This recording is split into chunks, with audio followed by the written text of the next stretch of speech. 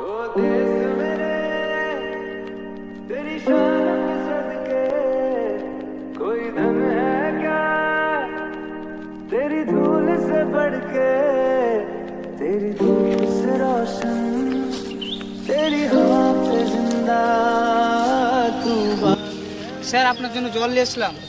আরে আমি এখন জল খাবো না, এই তো কিছুক্ষণ হলো আমি জল খেয়ে আসলাম। আরে স্যার জলটা ঠান্ডা আছে, খেয়ে দেখুন খুব ভালো লাগবে। আরে আমি বলছি তো খাবো না, এই তো কিছুক্ষণ হলো খেয়ে আসলাম। জ্বালাস না, ডিউটিতে আছি, কখন কোন ধার দিয়ে আতঙ্ক চলে আসবে বুঝতে পারবো না। আরে ভাই স্যার না খেলে আমাকে দে, আমি খাই।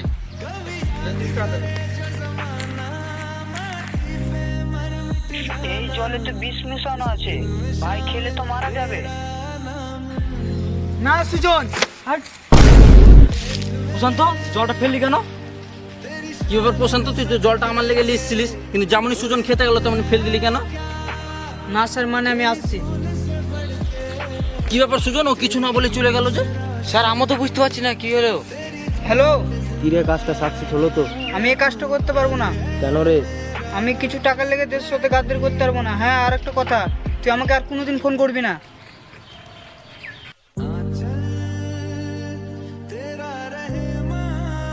কি ব্যাপার প্রশান্ত, তুই কার সাথে ফোনে কথা বলছিলিস ওখানে?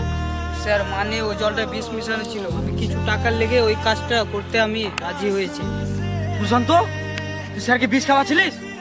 প্রশান্ত, তুই কিছু সামান্য টাকার লেগে যে সময় গাদারি করছিস, আমি মারলাম, স্যার জলটা খেয়ে মারা গেল, কিন্তু তুই ফৌজি হ্যাঁ যে সময় গাদারি করতে পারলি?